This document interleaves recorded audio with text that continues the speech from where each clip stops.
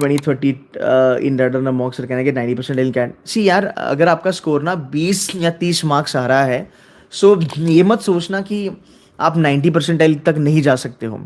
The point here is that अगर मैं बात करूँ तुम्हारे 90% के लिए, 90% getting in CAT is not that a big big task to be very honest.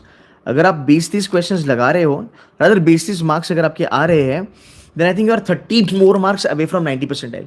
सो इस एंगल में सोचो कि अगर मेरे 20-30 मार्क्स आ रहे हैं ओवरऑल पेपर में, मैं कहाँ पे कम हूँ, मैं कहाँ पे एक्चुअल में ज़्यादा नेगेटिव मार्क्स में जा रहा हूँ, या मेरे अटेम्प्ट्स कम हो रहे हैं. बट एक ओवरऑल अगर मैं पेपर देखूँ 90% के लिए, you should be attempting round about 18 से लेके 20 क्वेश्चन. 18 से 20 क्वेश्चन आपके आराम से बनेंगे.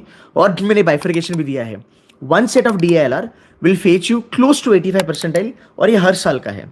अगर आपका DILR बहुत ज़्यादा ईजी आता है तो गिर गिर के कट ऑफ आपका 80% पे गिर सकता है, और बढ़ बढ़ के वो 90% तक जा सकता है. अगर ये तुमको समझा, अगर ये तुमको रेंज समझा, तो तुम DILR में कभी भी फेल नहीं हो सकते. तुम DILR में कभी भी 80 के नीचे नहीं जा सकते. ये मेरी गारंटी है आपको. You need to understand this range कि जिस ढंग से कैट का पेपर बनाया जाता है, फिर तुम्हारा कन्वेनर कोई भी हो, it doesn't really matter at all. whomsoever is your convener, non engineer convener हो, इंजीनियरिंग हो, माइथोलॉजी हो, साइकोलॉजी हो, what ever bullshit has been given on YouTube कि कन्वेनर ऐसा होगा तो पेपर ही आएगा, इट्स ऑल बकवास. It doesn't work like that. अब ये तुमको 26 तारीख को समझेगा. जो भी तुम मोटिवेशनल गुरु को सुनते हो दिन भर, ये तुमको 26 तारीख को समझेगा कि तुम्हारा कट गया है, क्योंकि तुमने बेसिक चीज़ों पे ध्यान नहीं दिया. और बेसिक चीज़ यही कहती है कि कोई भी कन्वेनर हो, कोई भी IIM तुम्हारा पेपर बनाए, लखनऊ बनाए या कैलकाटा बनाए, एक सेट आपको 80 के ऊपर मार्क्स देगा ही देगा. और अगर तुम्हारा पेपर बहुत ज़्यादा ईजी आया, तो वो इस लेवल पे ईजी आता है कि वो हद बार ईजी आएगा. फिर तो तुमको मतलब तुम्हारे नंबर ऑफ क्वेश्चंस भी बढ़ेंगे. सिंपल सी बात है. बट अगर तुम्हारा DILR सेम लेवल पे जो आने वाला है, one set which is like around about 4 question और 5 क्वेश्चन, इजी लेवल 80% मैक्स, उसके नीचे लेवल नहीं गिरेगा. On a very high level 4 question will give you 90%.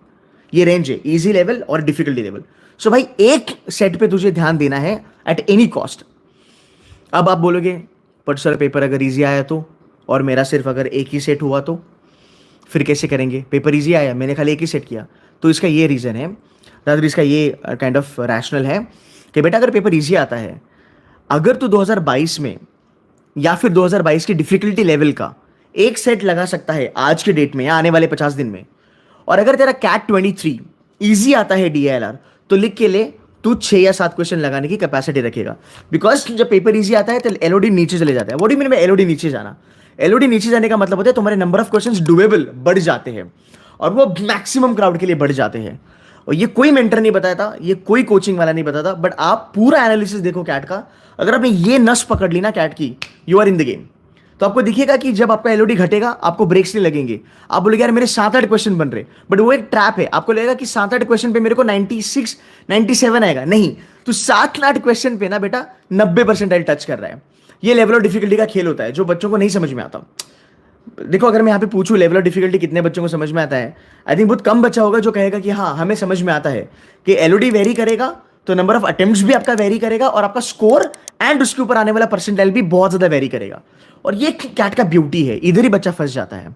So again, coming back to one set is going to be your doable. That's DILR. That's around about 6 questions.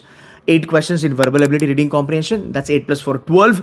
6 questions at any bloody cost in quants. Total 18. तुम 18 पे पक्का 90% touch कर सकते हो. ठीक है, पक्का 90% तुम टच कर सकते हो, उसमें कोई लोड नहीं. तो अगर आप 20-30 मार्क्स अभी लेके आते हो जाएगा यार. इतना क्या लोड लेना है? गेम में तो बने रहो. हाँ, गेम में तो बने रहो, इतना क्या लोड लेना है.